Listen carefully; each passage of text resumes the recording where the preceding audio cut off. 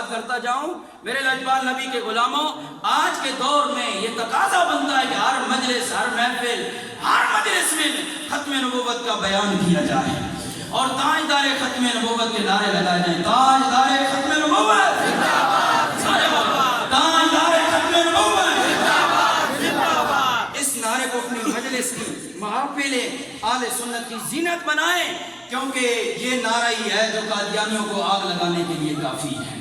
یہ وہ عظیم نعرہ ہے، خانہ خاتم النبی۔ حضور نے فرمایا میں آخری نبی ہوں۔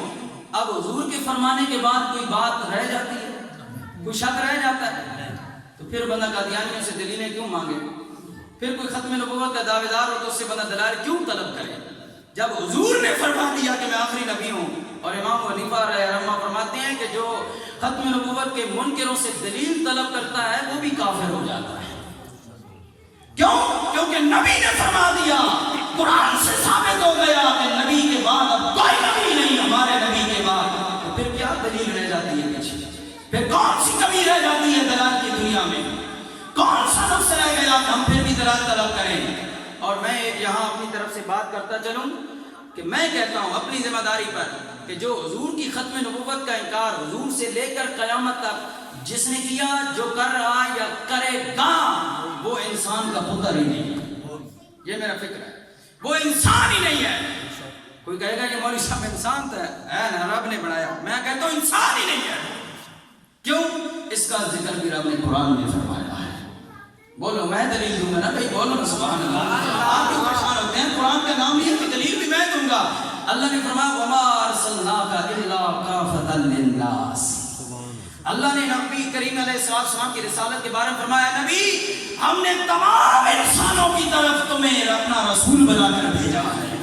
اللہ نے فرمایا تمام انسانوں کی طرف رسول بنا کر بھیجا، تمام انسانوں کی طرف، بولو تمام انسانوں کی طرف رسول بنا کر بھیجا ہے۔ جب اللہ نے فرما دیا تمام انسانوں کے لیے میں اپنا کا نام سنا رسول ہے، قیامت تک رسول ہے، اب جو قیامت تک جو بھی آنے والا اپنے آپ کو انسان سمجھتا ہے وہ حضور کی رسالت کو ہی مانے گا، اور حضور کے بعد کسی کو رسول اور نبی نہیں مانے گا۔ جو انسان ہوگا، کیونکہ رب نے فیصلہ فرما دیا سارے انسانوں کا رسول میرا محمد مصطفیٰ۔ سبحان اللہ۔ حضور کے بعد انسانوں کے لیے کوئی اور رسول نہیں ہے، انسانوں کے لیے کوئی ڈنگر ہے، حیوان ہے، میں تو کہتا ہوں ڈنگروں اور حیوانوں کے لیے بھی آخری رسول ہے۔ حیوان اور ڈنگر بھی مان گئے ہیں، اور جو حضور کے ختم نبوت کا منکر ہے کھوتے نالوں میں بچہ ہے، کیونکہ گدھا مان گیا ہے کہ حضور آخری نبی ہے، اور گدھے یافور گدھے نے اپنی پشت پر کسی کو سوار نہیں ہونے دیا حضور کی ذات کے سوا۔ گدھا جب مان گیا، جانور بھی مانتے ہیں کہ حضور آخری رسول ہے۔ پھر ماشاءاللہ سامعین سی وقار وہ یافور گدھا، یافور میرے نائبان نبی کے علماء کثیر محدثین نے اس کو نقل کیا، بروائے نے دلائل نبوت کے اندر بھی اس کا ذکر کیا، دیگر محدثین نے بھی ذکر کیا، کہتے ہیں لوگ یافور گدھا ہے، میرے نائبان نبی کے علماء نسل چلتا آ رہا ہے، اس کی پشت پر سارے انبیاء سوار ہوئے، جب سارے نبی دنیا سے چلے گئے، اس کے آبا و اجداد بھی چلے گئے، اپنے آبا و اجداد کی نسل میں سے ایک اکیلا بچ گیا، وہ اکیلا یافور گدھا بچ گیا۔ میرے ربان نبی کے غلاموں، جب میرے ربان نبی کی بارگاہ میں یافور گدھا حاضر ہوا، اللہ کے نبی کی بارگاہ میں اس نے کیا رسول اللہ آج تک میں نے اپنی پشت پر کسی منکر کو، میں نے اپنی پشت پر کسی انسان کو سوار نہیں ہونے دیا۔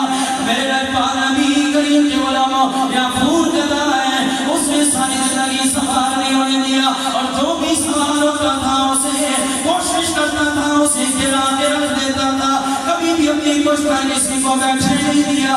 وہ یافور گدھا اتنا ادب والا ہے، اتنا احترام والا ہے۔ ایک مرتبہ میرے نبی کی بارگاہ ہے، کوئی صحابی پاس نہیں ہے، میرے نبی فرماتے ہیں یا ابا ہریرہ، اے ابو ہریرہ، کوئی سننے والا نہیں ہے۔ یافور گدھا اٹھتا ہے، ابو ہریرہ کے گھر کے باہر جاتا ہے، جا کے دروازے پر اپنا منہ رگڑتا ہے،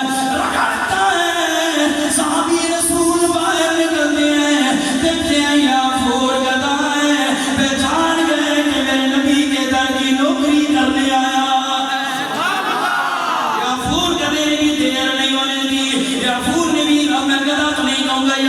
اتنی بھی دیر نہیں ہونے دی کہ لجپال نبی آواز دے اور تاخیر ہو جائے.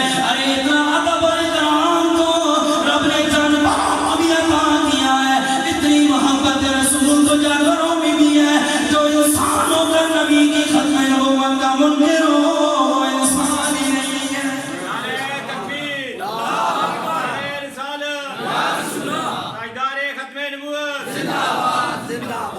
اور نعرے ملانے تے جس نے اوکھا وقت آوے تے مولویاں آگے نہیں تم دینا خود ہی آگے بڑھنا. جی تسی بھی نبی دے غلام ہو. آج مولوی جانا مولوی نے کہا وہ مولوی نہیں کوئی سیاست ہے.